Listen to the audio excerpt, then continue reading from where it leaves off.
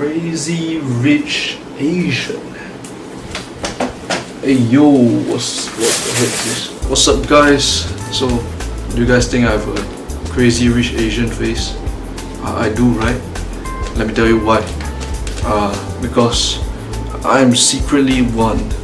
No, I'm just kidding. I'm not a crazy rich Asian.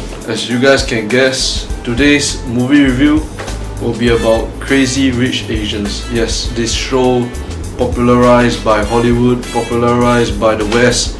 Trust me, if you guys think this movie is crazy in Europe or America, it's crazier than that in Singapore, and even crazier than that I think in Asia generally. I think maybe East Asia. I'm not sure about other countries, but for Singapore, in Singapore itself, it's crazy, man. Everybody going crazy about this movie. Like, what the hell, man? The truth is, actually I watched this movie I think like a few weeks ago, but I just didn't really have time to you know, film a movie review like the Alpha movie review. So I just had to like keep delaying it until today, and I finally had time, so I'm doing it today. Basically I have a, wait, let me check. I think I have like a 7 main good points that I think is good about this movie. I'm gonna go through them one by one with you guys. Point number 1, this movie's love story is very relatable. I think in a very Asian sense. There's not really like a story like this, like a love story like this in like Western movies or Western books or Western tales or, you know, stories.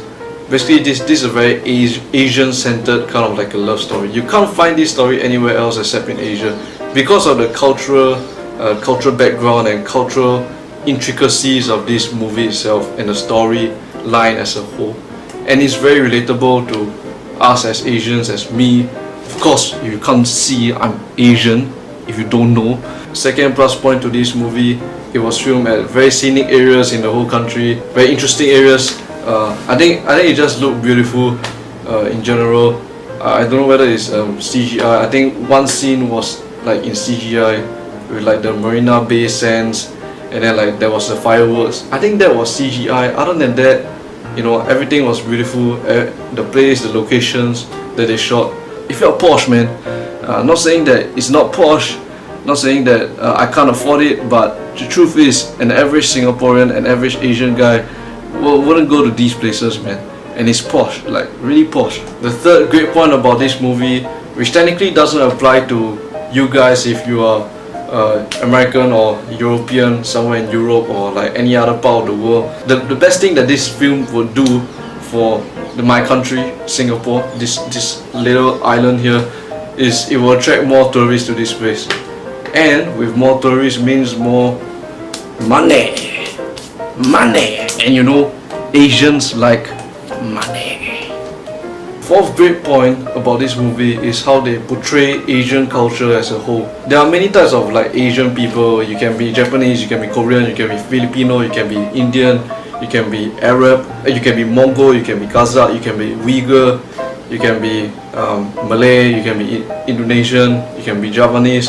There are a lot of different types of people. You can be Thai, although I won't mention that as much, but you can be many different types of races in Asia. So basically what I'm trying to say is this movie portrays East Asian culture in a very fine way, in a very accurate way. In fact, and I think a lot of Westerners, when they watch this movie, they'll be intrigued by the East Asian values, East Asian culture, and they might actually be more curious as to how our culture works in Asia, in East Asia, and something like that.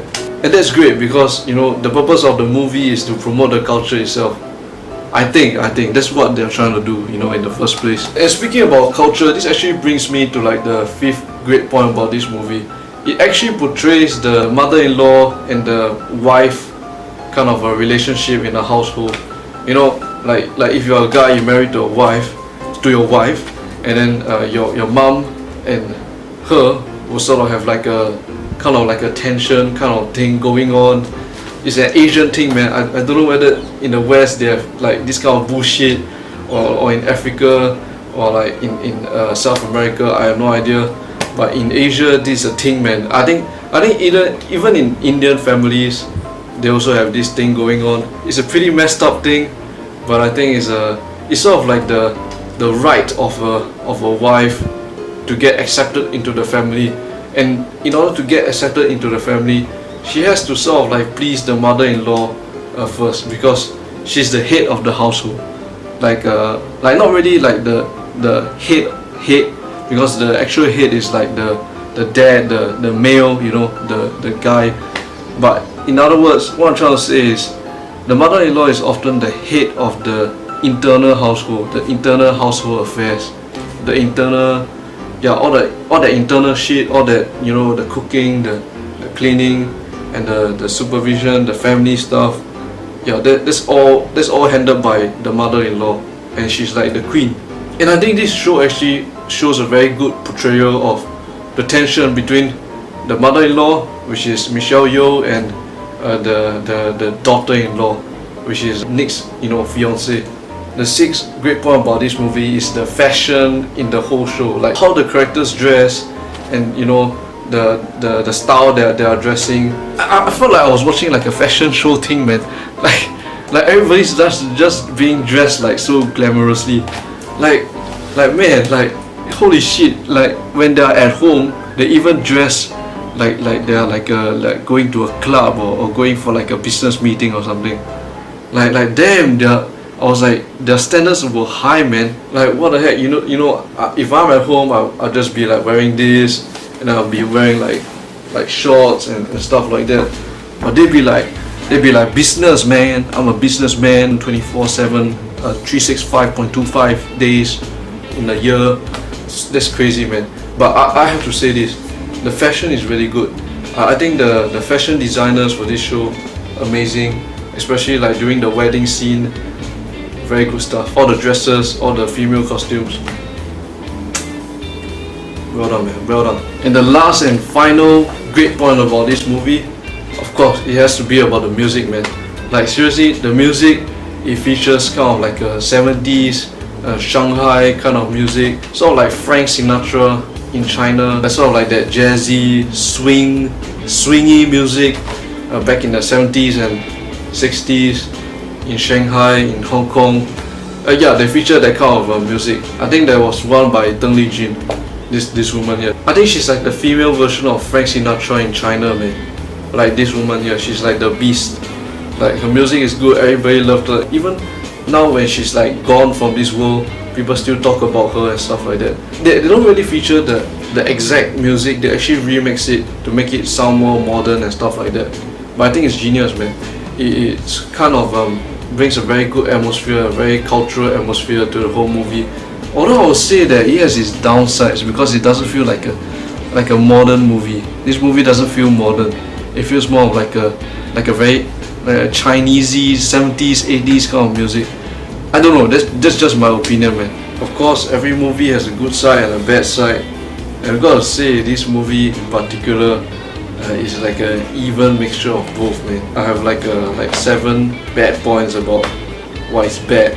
Well, basically the first one is the ending was just very, very abrupt. It was like, I have no idea whether it's like a true ending or not.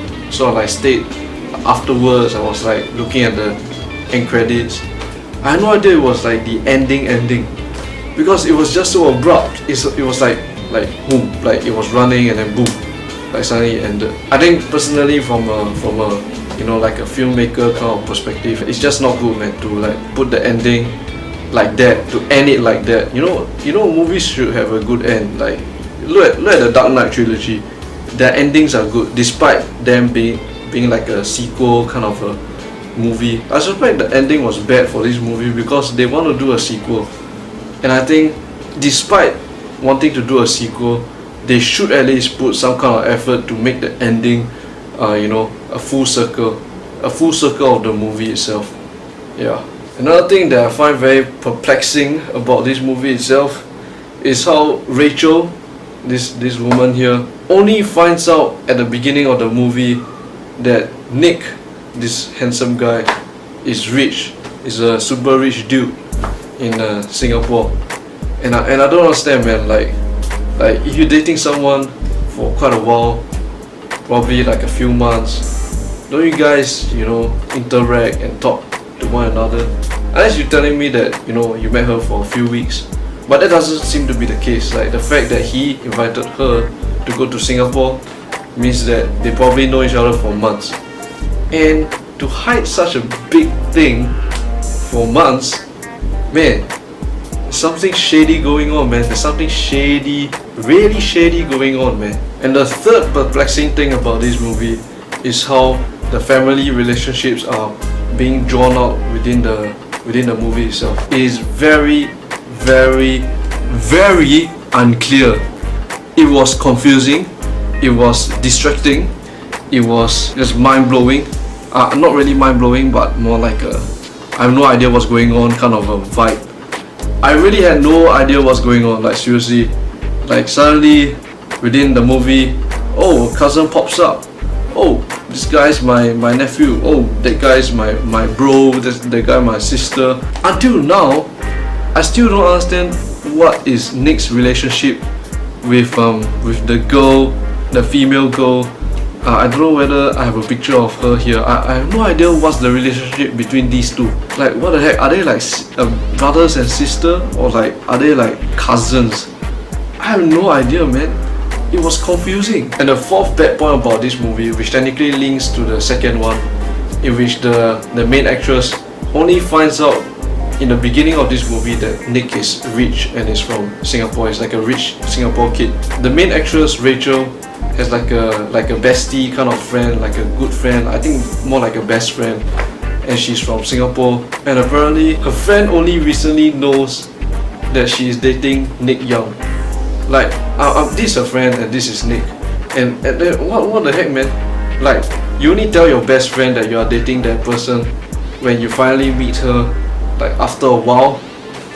Like, gosh, man. Like, I mean, I don't know. I mean, that's not the main issue here. The main issue here is Rachel's friend is rich as well, and it's like what the heck? Like, is there anybody in this movie that is not rich and not well-to-do? This is ridiculous, man. Everybody's rich. Come on, I want to be part of that movie too, so that I can become rich as well. I can be someone that is rich. Everybody is rich in the movie. The fifth bad point about this movie is Nick's, I don't know whether it's a sister or the cousin, this woman here. Basically, she's the wife of this guy, which is a Singapore actor. I forgot his name, so because I don't watch like the local TV here that often, I'm sorry guys, I'm sorry to all the Singapore people.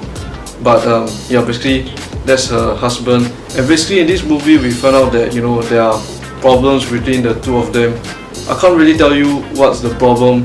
It's a kind of like a spoiler thing. But basically this guy doesn't feel like he's a man, you know, like he doesn't feel like he's in control of things. It's just weird, man. like the fact that such a toxic relationship exists and they have like 3 kids. What the heck? I don't even understand the family dynamics, man. I don't understand like the relationship dynamics. I don't understand like the emotional thought between the both of them and the social construct. Like it's ridiculous, man. I have no idea. Psychologically, sociologically, mentally, it is illogical. The relationship between these two is just incomprehensible. Incomprehensible, seriously, even after the movie itself. Okay, this 6th point might be a little bit of a spoiler, but I'm not gonna spoil it too much. Basically, you know, Rachel has like a family history thing. There's been some stuff going on in the family, and the fact is, she only knows it within this movie when she's like an adult, when she's like 20 plus years old.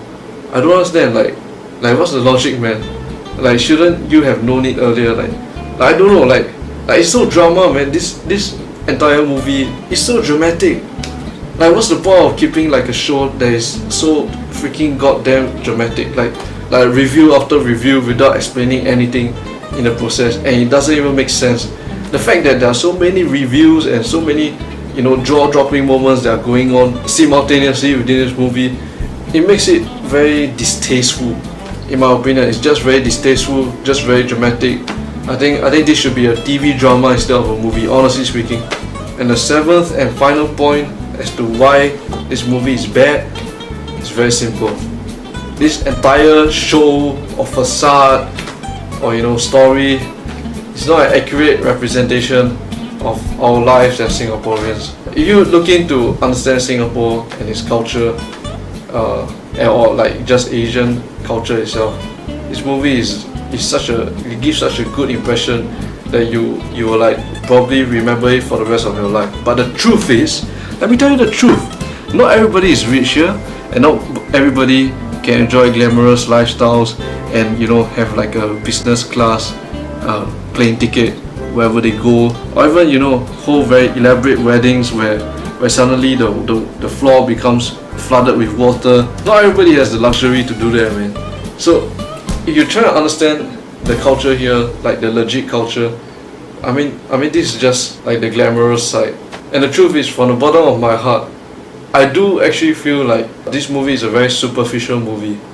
It covers things on a very surface level. Honestly, I think a lot of people are probably gonna like hate me for saying this, but contrary to popular belief, I really think that this movie shouldn't be ranked that high on Rotten Tomatoes, and I think it's like 80+% on Rotten Tomatoes. I have no idea why. It is a superficial movie. Not only that, it's not really an accurate representation of the common life in Singapore itself, and there are only a few things that the movie itself is selling. One, the glamour of being rich, and two, the culture of rich Asian people. And let me tell you this, like if you are looking to study the culture here, stuff like that, this movie might not be for you. It might not be accurate, it might not be a good representation, but if you're just looking for like a good time and you're just hanging out with your girlfriend or something, yeah, just watch this. I might sound like I'm giving a lot of hate to this movie, but that's just because I'm being critical of the superficialness and the surface things that they are showing to us. I'm the kind of person that I like to see through the surface and think about, if you really tear open the surface, what can you actually see from inside the movie itself. Anyway, that will be it from me today. This is the Crazy Rich Asians review. Yeah, just watch it. Go ahead and watch it if you guys just want to have a good time. But it's not an accurate representation of Asian culture. Anyway, I think I said that a million times. See you guys in the next video. Hope you guys enjoyed this movie review. If you did, subscribe and comment down below if you want me to review any other kind of movies and stuff like that. Okay, thanks for watching. This is Law of Thought, and peace out. Peace out.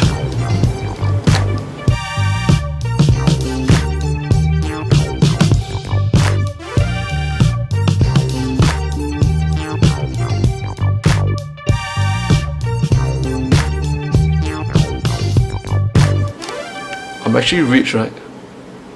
Like I am rich, right?